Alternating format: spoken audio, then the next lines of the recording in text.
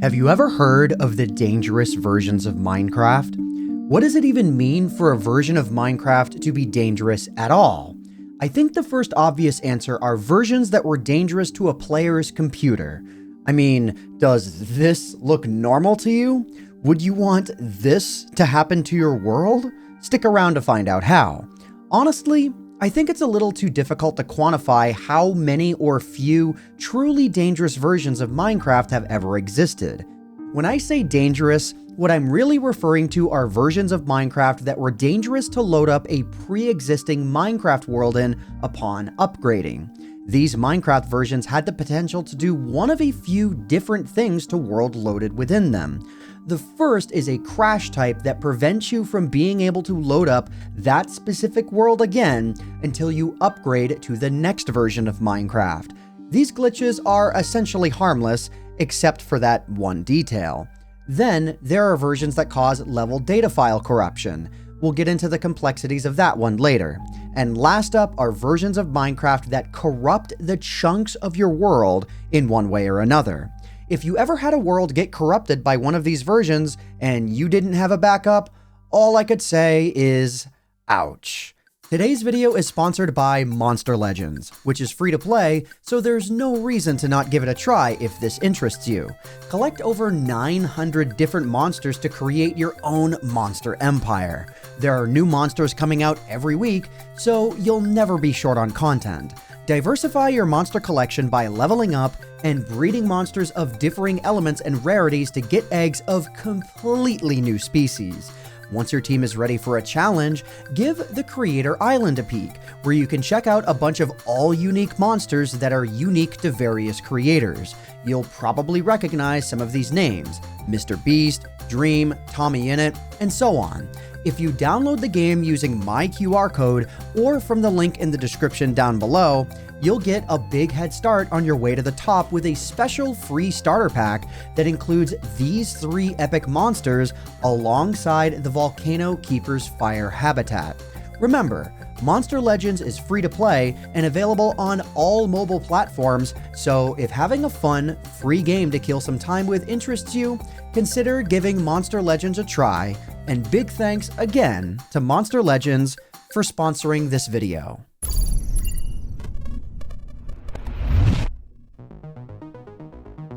So let's start off light and slowly descend into the realm of madness together. All of the versions that I'll be discussing in this part of the video have one primary problem in common. If you trigger the glitch affecting this version, your world will very likely repeatedly crash if the scenario in question happens.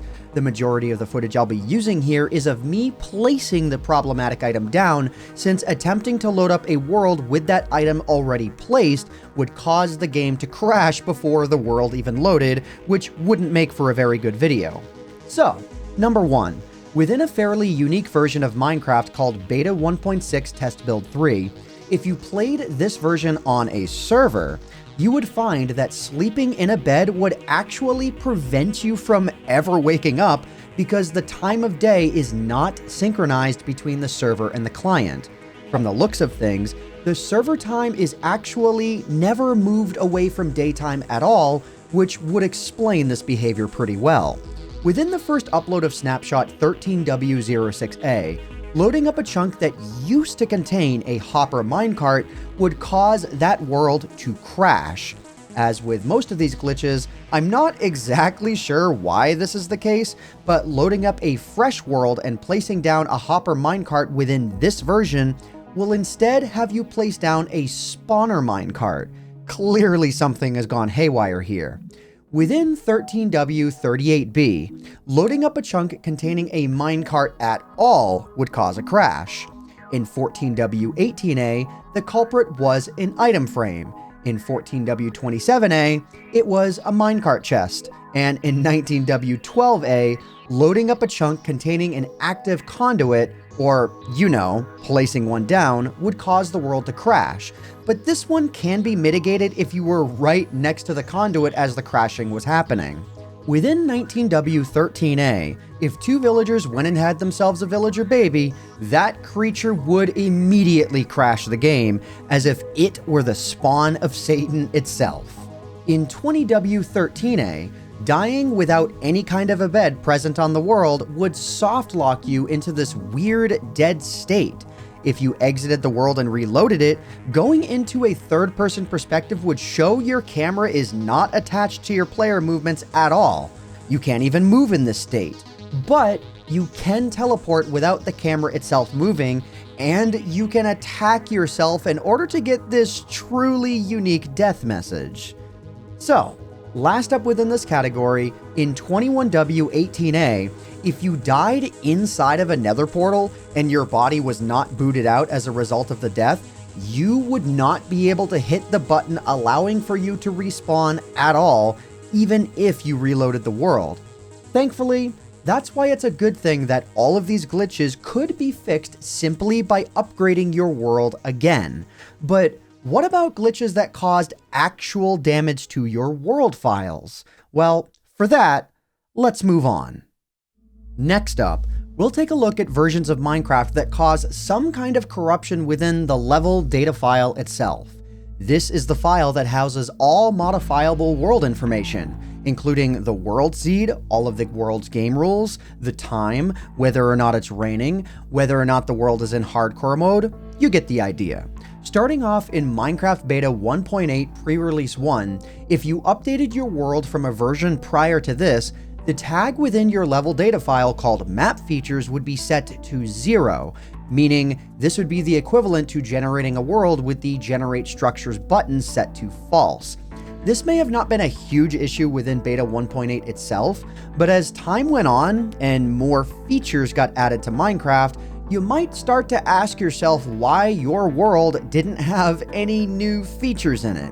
This bug was specifically a problem because the idea of backing up your worlds wasn't as common of a topic back then as it is today, and many people would have just updated their only world copy to this version given the excitement of Beta 1.8 Pre-Release 1 being a leaked version.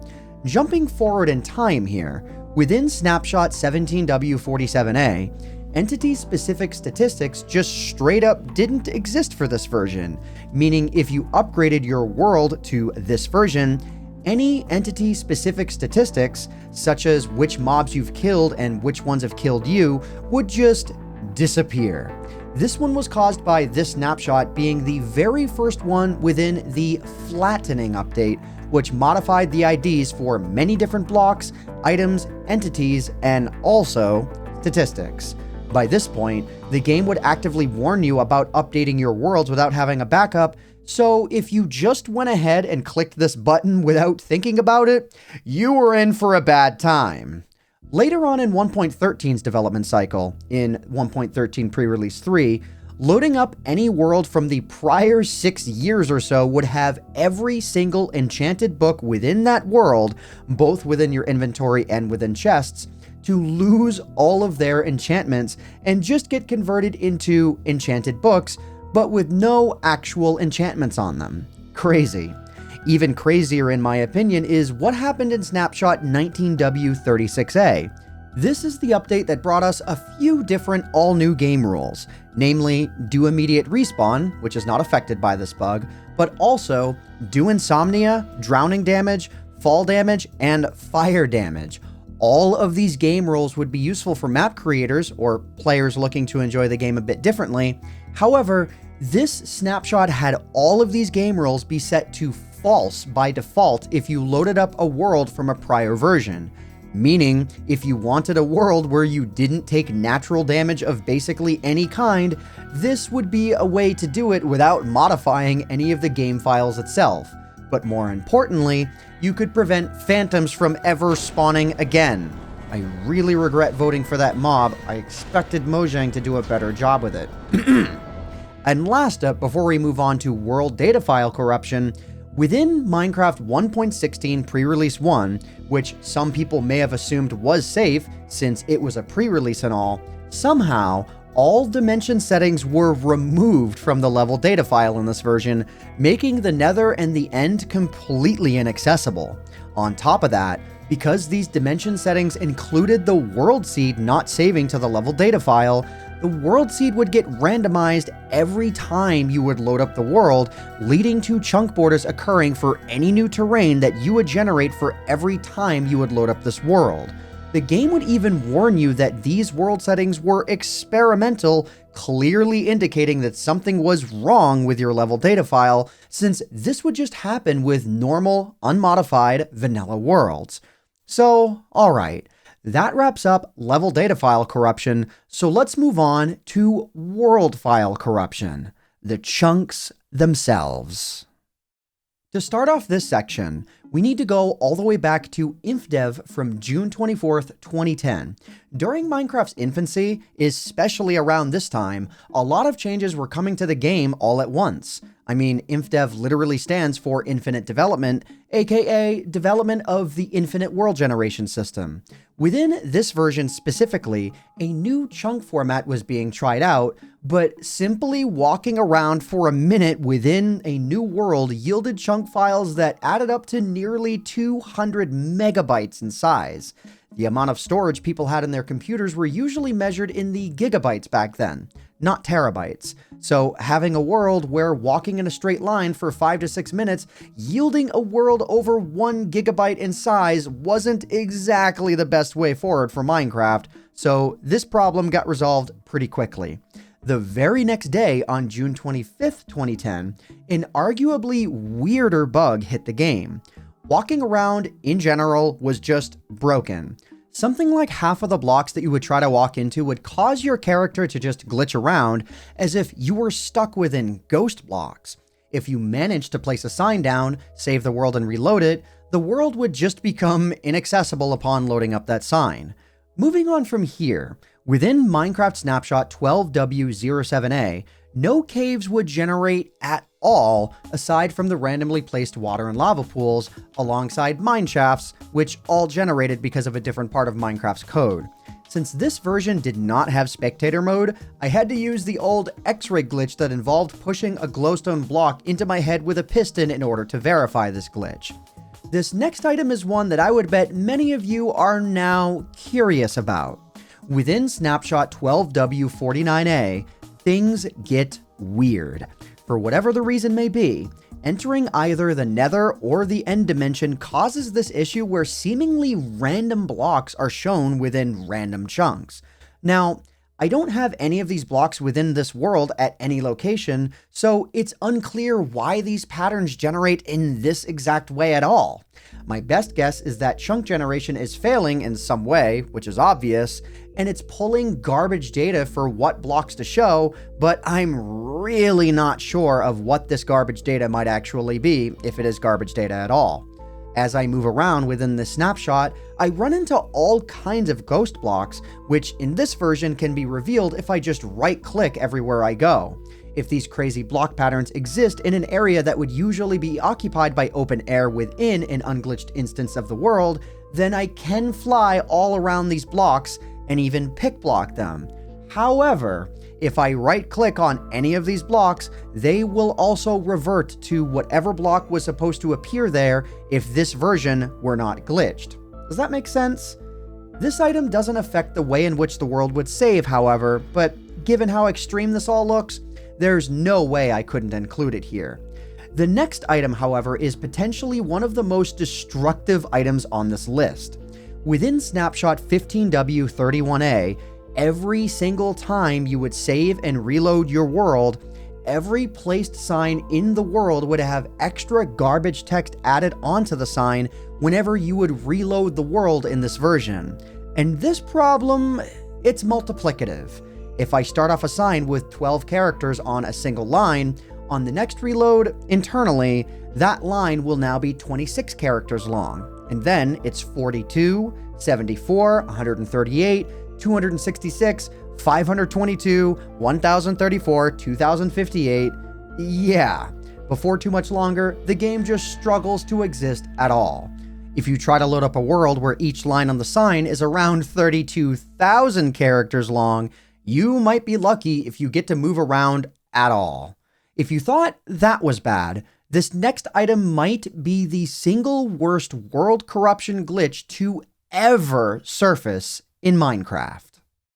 During Minecraft 1.13's development cycle, which again is when the flattening occurred, a rather bizarre glitch began to occur with old worlds upgraded into 1.13. This issue specifically affected my original peaceful map, and what happened was one of two really bizarre things. Loading up some old worlds in Minecraft Snapshot 18W19A, and even in 1.13 itself, from my own recollection of the problem, chunks would just simply not convert properly and be completely discarded, leading to all kinds of new chunks generating where they weren't supposed to. Glitches that cause chunks to reset have existed in Minecraft for quite some time, and I even covered a few of them in my How I Crashed Minecraft 50 Times video. But the other way in which this version is glitched manifests in some of the chunks within your world just putting new terrain on top of your old terrain without the old terrain getting wiped out at all. As you might imagine, I did not fill in this forest with sand while the trees were still intact. That would just be dumb. If you were playing Minecraft during 1.13's development cycle and you had a world that you've been playing for a long time through a lot of versions, there was a very good chance that your world would have been affected by these problems. My peaceful map was so affected by it, and it annoyed me so much that I basically performed digital surgery on it and created a version that was optimized to work well on versions 1.13 and beyond. And thankfully, it still works to this very day. Alright, 2 more items to go. Within Minecraft 1.13 pre-release 5, a whole bunch of entity IDs were updated internally within the game, but they weren't updated quite so correctly, so any of the affected entities that you may have had when upgrading to this version would just straight up disappear upon loading up that world.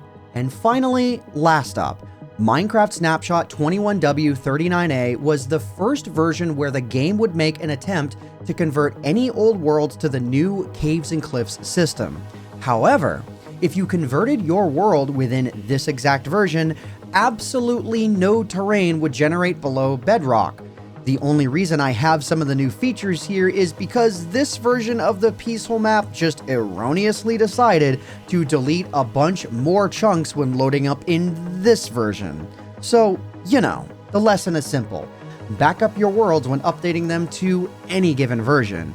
You should also be aware that programs like Amulet exist that work how MCEdit used to, but for newer worlds. So if you have something going wrong with your world chunks, this might be a potential solution to you.